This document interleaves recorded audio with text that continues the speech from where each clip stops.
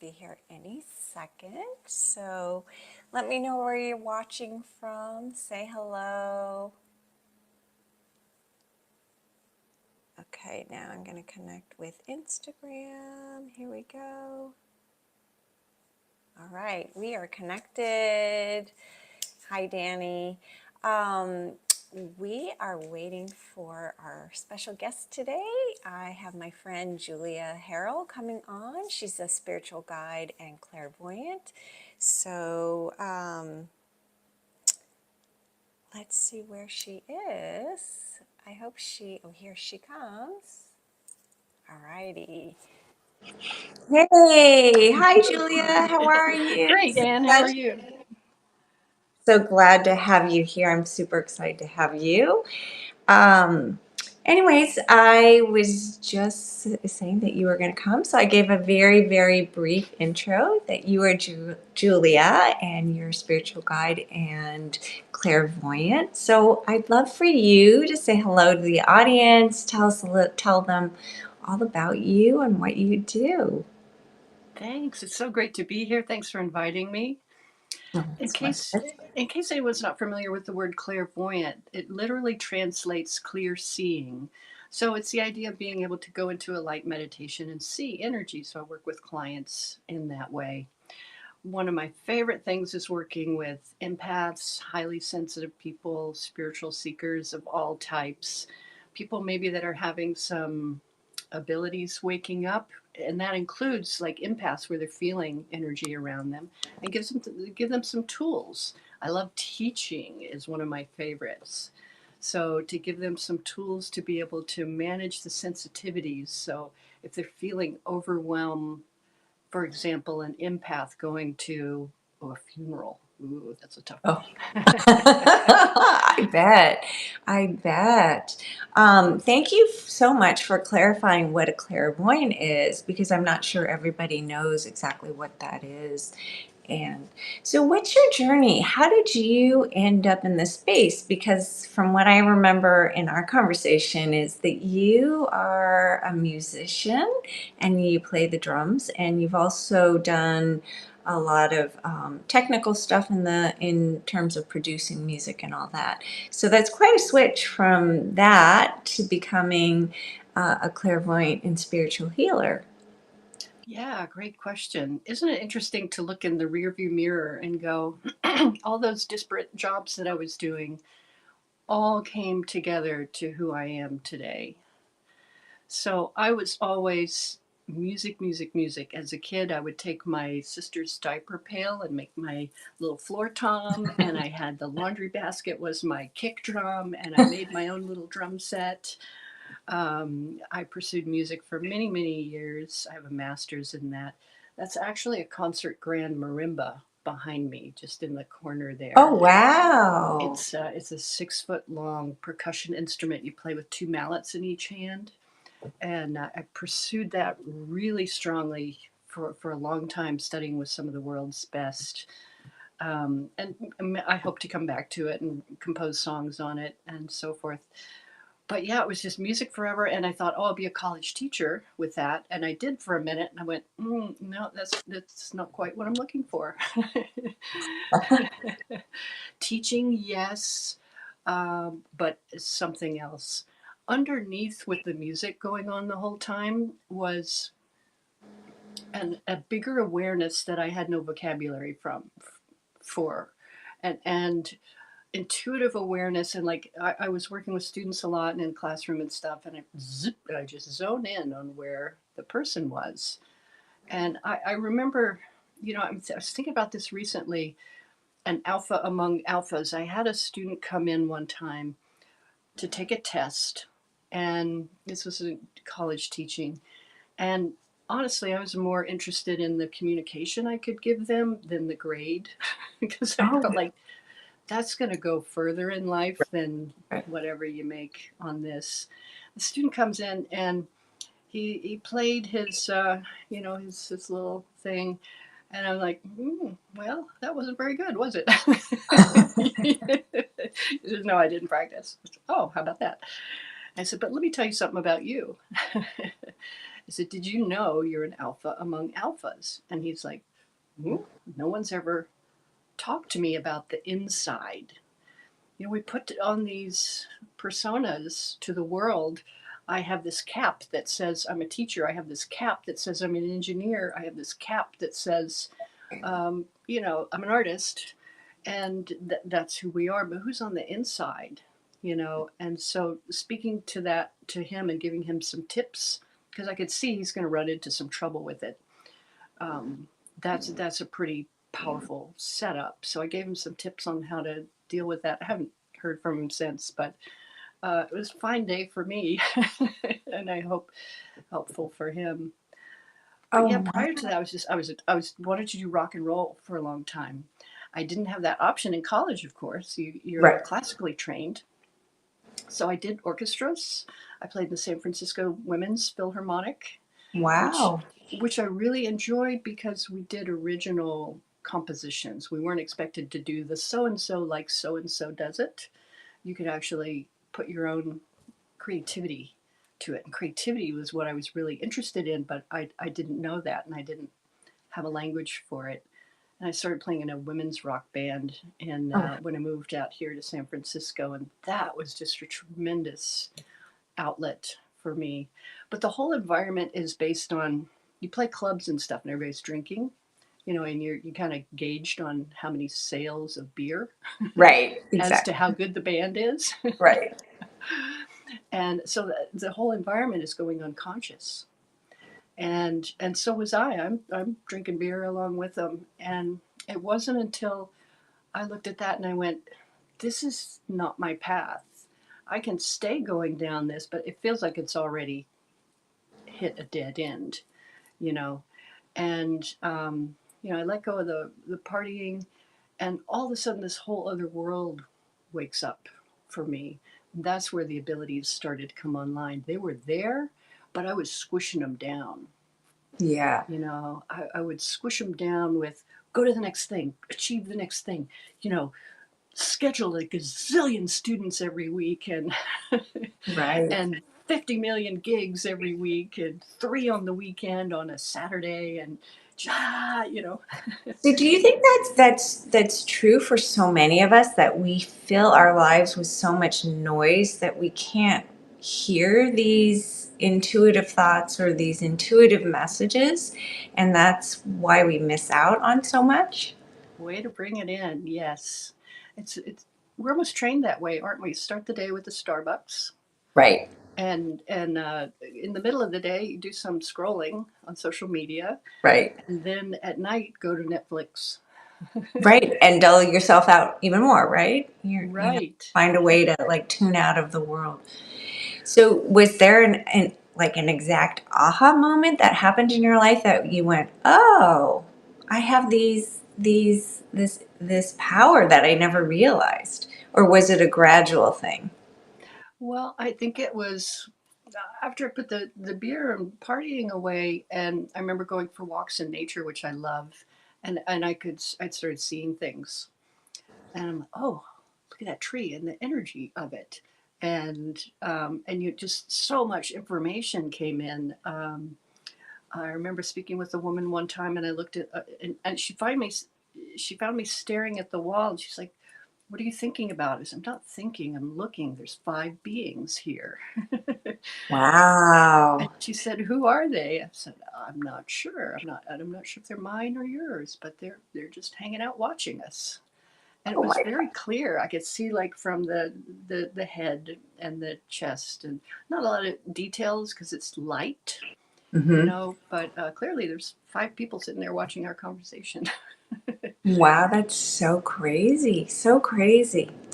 So, I know you do a lot of teaching and you've got some classes for people to learn, how to do this. So is there something maybe you could teach, like a little takeaway for everyone who's watching on maybe how they could start to awaken their intuitive thoughts, maybe? Would that be something you could do? Or if you have another thought of a good takeaway, you could. Sorry, I'm a little distracted. My dog just started howling. I don't know why. So sorry. No problem. Yes, of course. We're talking about intuition and building intuition here. And there's never been a more important time in history to really be intuitive. And let's even use a practical application when you're watching TV. You can change channels and get really radical, different opinions about things. But we have to really go inside and go, what's the real critical thinking here? So there's ways of developing your intuition. It's kind of being pushed for us right now also, that Mhm. idea of uh, like building our intuition. It's kind of there at the surface already, like we were talking about earlier. We're probably trying to avoid it in a lot of ways, but Yeah. it's really strong and available, I just want to say, for people right now. So, yeah, the way we position ourselves in our awareness when we want to consider something, making a choice, a yes no decision, for example, can be as simple as where you have your awareness in the center of the head. A little bit of background to this first, because we're taught from school early on, everybody in here, you go to school, you're given a book, you read the book, you remember it, you take a test on it. Right. Right, so there's no critical thinking, there's no intuitive thinking there. So it's for some, this is something to be developed. So that's our background, that's our default. So we're going to default to that place of, I'm going to remember the expert in the book, I'm going to remember the expert in the conference and the app or whatever. Right. And so for that place in the head that stores all that memory and everything, when you look energetically, it's in the back of the head towards my ponytail. And this is kind of draggy today, but it would be up a little bit in the back of the head. Hmm. That would be the place for stored knowledge. We call it the analyzer, where you analyze things, critical Right. thinking, but it's not the intuitive place. It's things that have already been done. You're a creator, an artist. You Right. can't just do what someone else has done. Everything you do is new, it's innovative, it's intuitive, right? That's a different place in the head. And that's a little like behind the eyes, straight back towards above the ears. So if you can center yourself, be the awareness in that sweet spot, and then ask your question, is this true for me or not? Yes or no. Then you can start to Ah, really develop that intuition.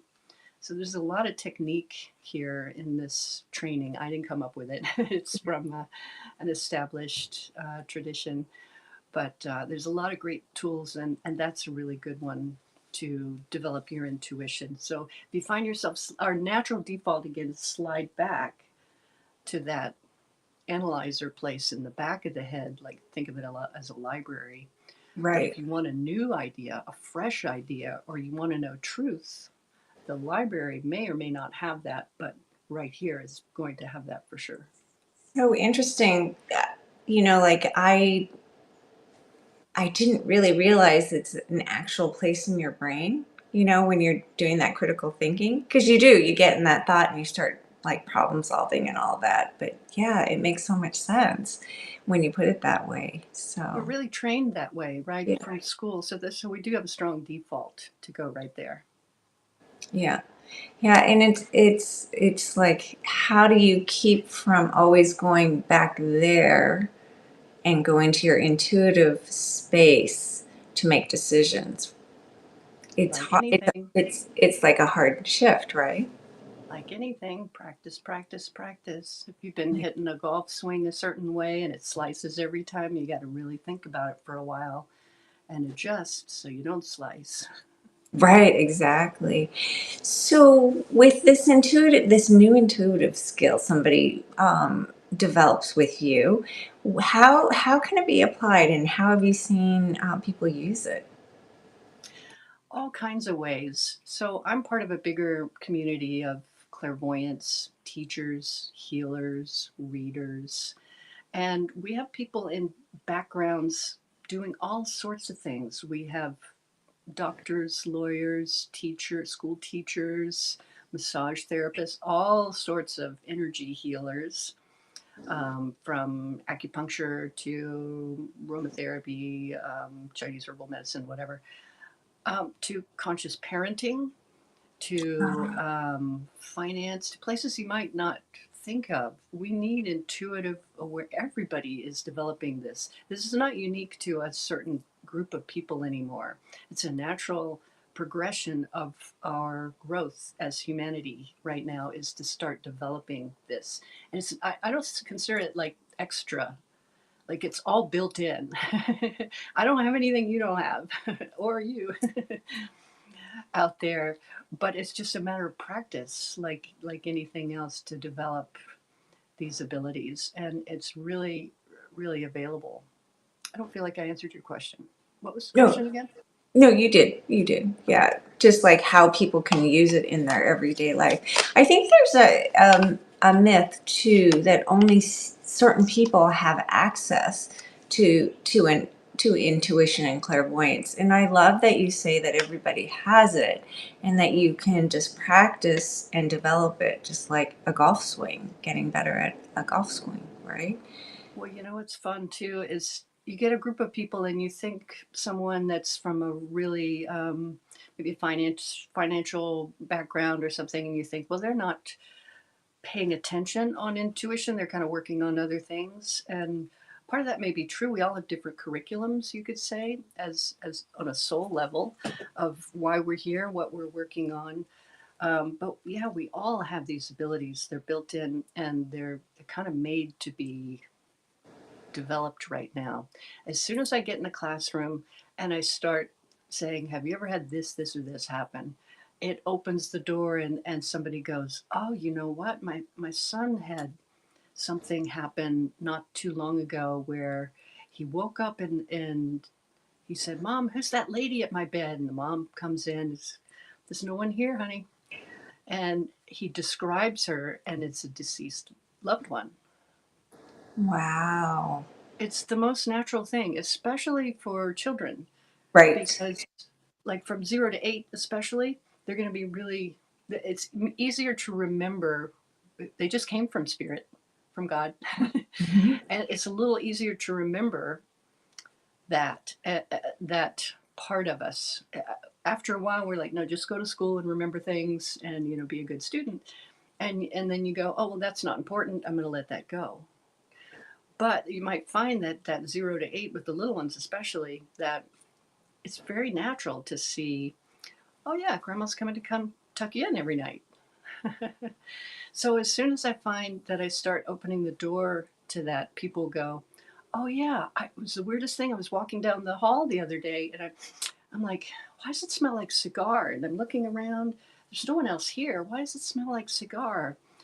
And I said, I described the man, because I could see the man she's talking about. So this guy with the big mustache and it's kind of yellow and white, that has a cigar. Is it his birthday? And she's, oh, it's Uncle Paul's birth anniversary or something. And he had passed away a year ago, but that was his day. And he's coming in to say hi to everyone. Oh, And she could wow. tell because of the smell. So these are all different ways of building your intuition, picking up intuitive data around you, stuff that's happening all the time anyway. You had Jen Sense on here recently and talking about sense Right. and stuff.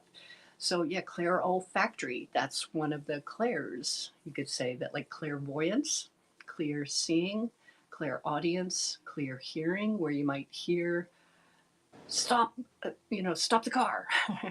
And you're like, why do I want to stop the car? And you slow down, and there goes somebody through a red light. A guide or someone is giving guidance and saying, Right. hey, look out. There's several clairs that we can get information from. Wow. So with those clairs, can somebody have access to all of them, or usually you're just have access to one? It can be both. Usually, some people have different ones open earlier than others.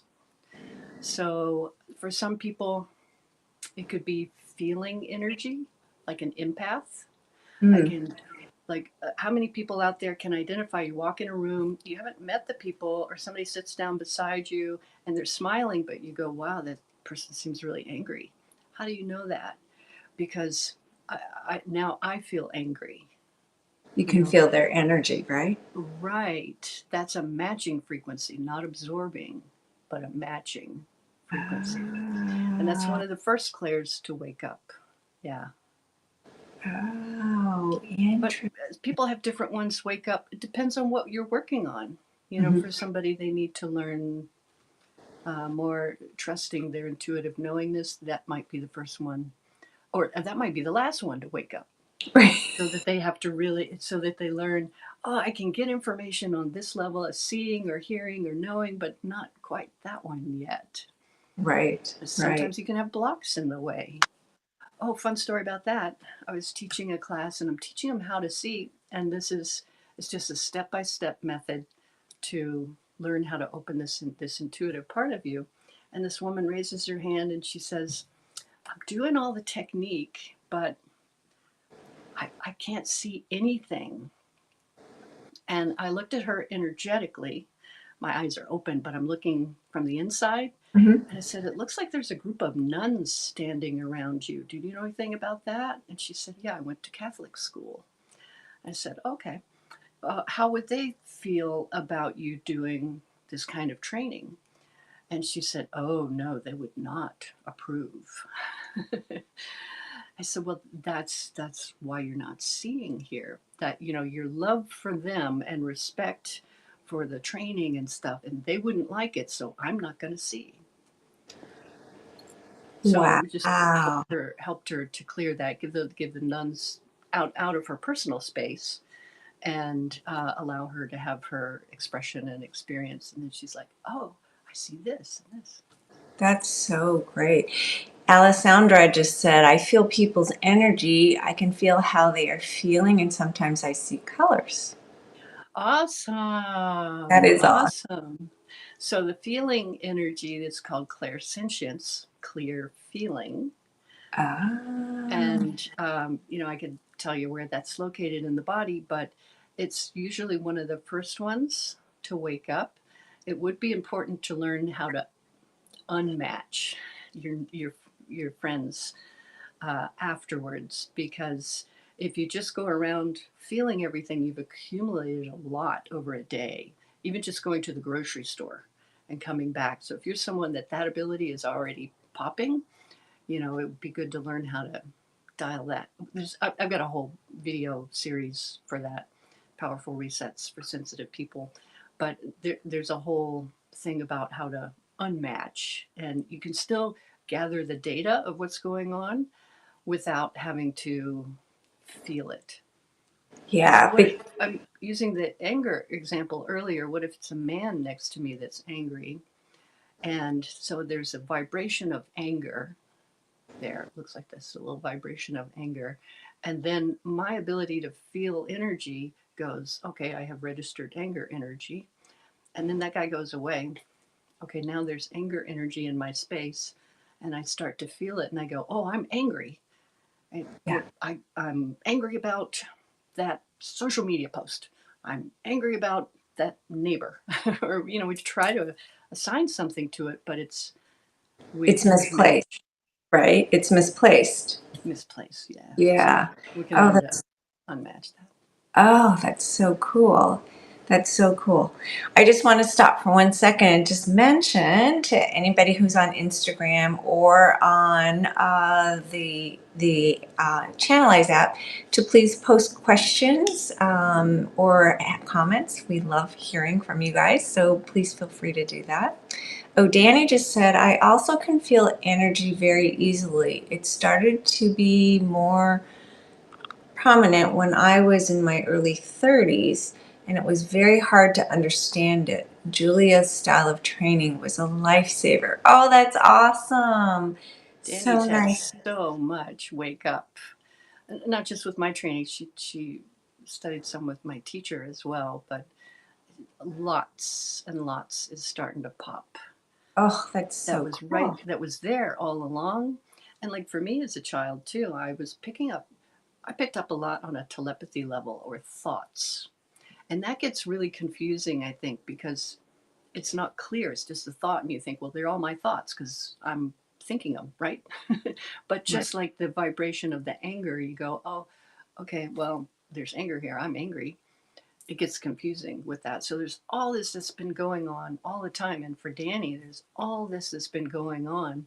She's pulled out a couple of blocks, not blocks, but like mud on the windshield. She's cleared some of that off to be able to see outside's been there the whole time, you know. That's amazing. That's amazing. We have another question from Jen Krippus. Hi, Jen. She says, "What's a great way to unblock yourself to see more clearly?"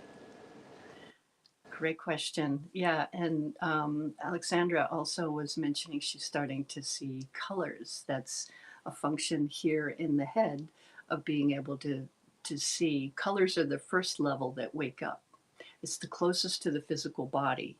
And just in case there's some other people, there's higher levels of seeing too that go more abstract, and may even have like an autistic child that can see those like geometry and numbers and things, Oh, just to wow. mention as a fun side note. But That's so cool. developing your seeing, I would say, listen earlier here where I talked about developing your intuition and where you sit in the center of the head. That's going to make all the difference to start there and be really well grounded. Grounding would be to give yourself permission to be here right now in this society where most people are not grounded. Most people are a little bit out of their body. Hmm. What do they call that in therapy? Disassociate. Oh, right. When I look at them, like somebody on a painkiller, for example, the owner of the body might be floating about a foot up. And there'll be like this white, hazy energy here, and like trying to plunge them down into the body. You know, a grounding cord can really help to be right here, right now. But developing your clairvoyance, there's a whole step by step method here. Listen earlier if you didn't hear that about where to sit. And we talked about being here in the head instead of further back in the analyzer where all of your, like the library of data is held. Yeah. Or already learned things or things we read in a book or TV shows we saw or things like that. That's a different space. You don't want to read through there. Yeah. Okay, great. Thank you so much. I have very luckily been able to do 2 sessions with Julia, and it was an amazing experience. Just tapping in, and you gave me some tools on how to let go some energies that were blocking me, like we were cutting the cord for a couple things. And my experience when I did that with you was really awesome. Like when we cut those cords, I could feel that energy being released. And so it was very, very powerful. Um, so if you guys would like to find some spiritual healing and some guidance, I would highly recommend Julia and working with her. She's got all different kinds of things that she does. She does some courses, she does one-on-ones. Um, and then she mentioned earlier she's got YouTube trainings as well, right? So Yeah. there's different ways to access her. So, Thank you. Let me yeah. just, Libby, just clarify. Cutting cords is a popular way of talking about ending connections with another person, but in this style, we don't actually cut a cord. We Mm. we Oh, do okay. the So what you were doing with me was a little different than what you're talking Yeah, about. it's Okay. removing the whole thing. If you just cut it, both people have. You can look you look. It's interesting too because you look at it clairvoyantly. You're reading somebody and you're like, hmm, you cut cords, huh? They're still here, but the end's cut off. So it's like that part of that sucker or whatever. The resentment's still there, you know. So you have to really go in and kind of clean up the whole thing. Clean. So we don't cut them, but we do remove them. Oh, okay. So I used the wrong word. No, no, I appreciate that because that's the way most people are used to talking about it. Hmm. And there is a really good way to do that, that can bring your energy back and give the other person their energy back at the same time. Yes, which is such a good, important point to note that it's not just for you, it's for them as well. And then you guys can, like for me, I'm assuming that me and that other person just kind of separated and went on our own way. Yeah. So, yeah. Well, we may Um, think that, oh, I haven't thought of that person in years, but the cord's still there, or, oh, no, I've forgotten about them, but wait a minute, I'm looking, it's still there. So, I just wanted you to know Jennifer Pressimone just left a comment. She just said my session with Julia was amazing and really helped me move past some emotional blocks. She is truly gifted. So you have another fan. oh, thanks, Jen. Yeah, yeah, Wonderful. yeah. So I would love for you to tell people one how they can work with you, and then also what kind of work you do and what you like to do, like where your sweet spot in helping somebody on their spiritual journey. Oh, wow, that's a great way to put it. Thank you. If you go to my website, juliaharrell.com, Harrell, one thing there, I have a free gift for you when the green window comes over. Sign up in there and I'll send you a free class. If you're someone that's empathic already, that'll show you how to dial that down in 10 minutes, get you started. So if you go in there, I offer individual readings, healing packages, and online courses and live classes. The healing package is a multi session private with me. If you have a lot of changes going on, which there's quite a few people doing these right now, because it's like my job's changing, relationship is changing, Right. someone just passed and I got to move. That's going to be a little bit much to cover in a 1 hour reading.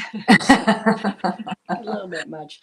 You might think about a healing package. It's a container to help support you and getting clarity and taking your next steps. Um, the online class, that if anyone listening is tuned in more on a empath level or highly sensitive level, check out Powerful Resets for Sensitive People. You can start today. It's online produced class, and that will help you start dialing down the overwhelm that you're picking up already, and learn how to, while you dial that down, you're opening up your other superpowers, which is fun. That must be fun to watch as a teacher mentor with your students to see how they go from point A to B to C and It's D and amazing. the transformation that occurs. I think It's would be amazing. Yeah, pretty like cool. Danny on here, she's just been blowing it out the roof, just doing amazing. My advanced class, once you do a couple of prerequisites, my advanced class is called Practical Healing, Bringing Your Spiritual Tools to Life. And in there, they're learning really more and more about how to read, do healings on people, but the focus is on self-care. So like somebody maybe is a massage therapist, and they're working with people anyway, but they're like, I'm exhausted at the end of the day. How am I going to do this career for X number of years? You learn to manage your energy, you know. Oh, that's so important. Yeah, Danny said, life improves. Please let everyone know that this is insane how much better life is. Oh, that's so beautiful. everything gets better.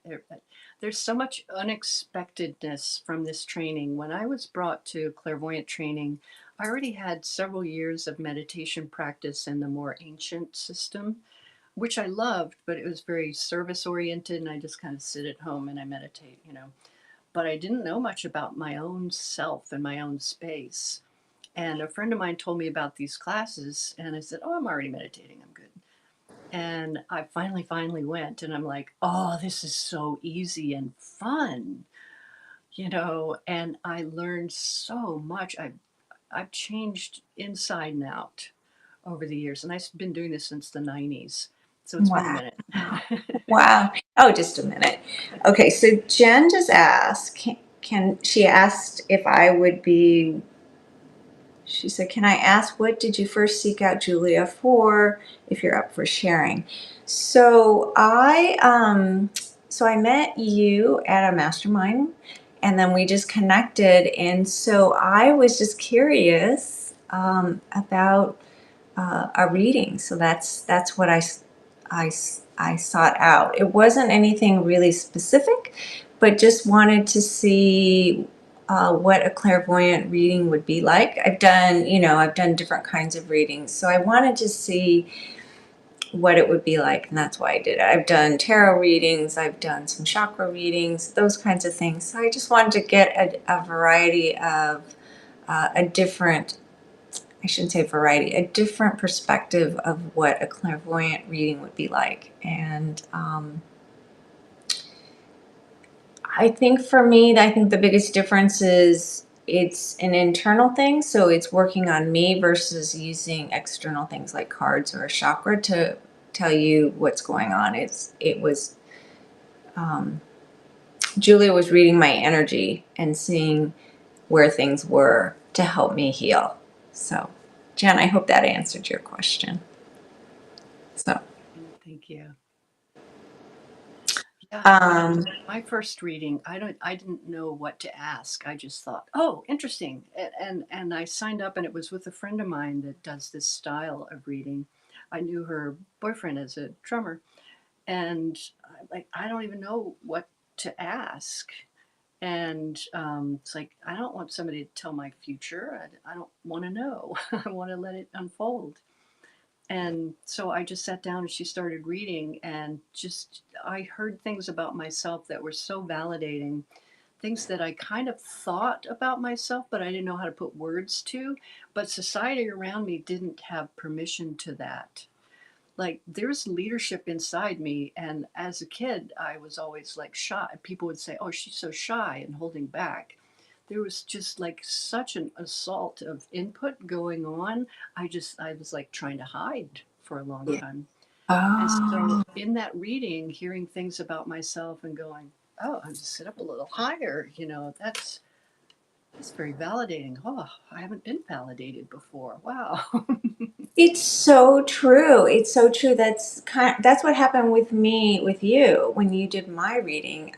Well, at this point in my life, I know that I'm an artist, but when you were just talking about my creativity level was my creative energy was off the chart, and that it was just like overflowing, made me feel so validated because I think I'm creative, but for you to see that kind of energy was like, whoa, okay, I'm on the right path. I'm going down the right road, and I'm not making a mistake. So yeah, doing a clairvoyant reading will validate you and what you believe about yourself. So that's a very good point that I totally forgot. Yeah, my first reading too, where I didn't have any questions, but I came away with so much. And then that helped me to realize, oh, now I have other questions. But I remember leaving there just feeling so much better because she knew techniques and was helping me kind of clear things at the same time as reading, which we kind of, I mean, technically you're supposed to just read, but we end up going, oh, that doesn't belong there sometimes. Yeah. And she ended up really helping me on a lot of levels. And I just thoroughly enjoyed it. And then I'm like, I want to learn more. So I didn't come into clairvoyant training saying, I'm already clairvoyant. Show me how to do this. I was just, that's the next class. And I was, oh, Okay. Yeah, and what goes into becoming a clairvoyant with the training? How many years does it take? I would imagine it's a long time. when I started, and this is in the 90s, you had prerequisites of about, I would say, probably, you could blow through them in about 4 months, maybe, of the original of the prerequisites, and then if you're selected to go into the training, if you're a match for the school, then you can, and owning your space and giving space to others. There's a whole thing about we learned about giving space, being in your space. then you can go ahead and go into the training. It's a year long training, and I used to go up to the center 4 nights a week for 4 hours. So it Wow. was quite comprehensive. Right. And I did that for a number of years. And then I did transmedium training, which is channeling, learning to channel, which I loved. I had no, I thought, well, I have no outlet for this, but this is cool. This is really fun.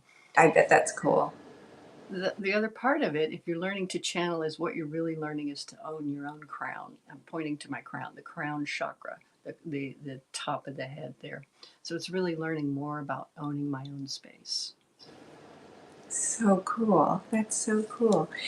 So, if you guys are just joining, Julia was telling us about different ways of working with her. So, you can do private reading with her, you can take some online classes, and you can also do some mentorship.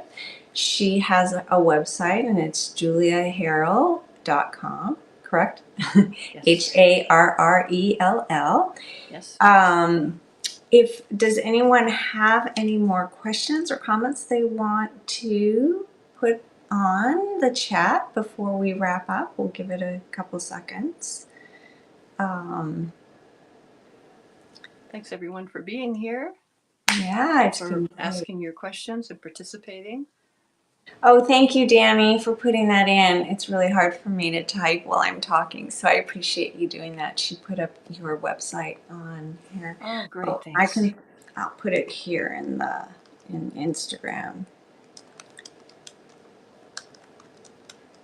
I see writing here, but I can't quite read it that tiny.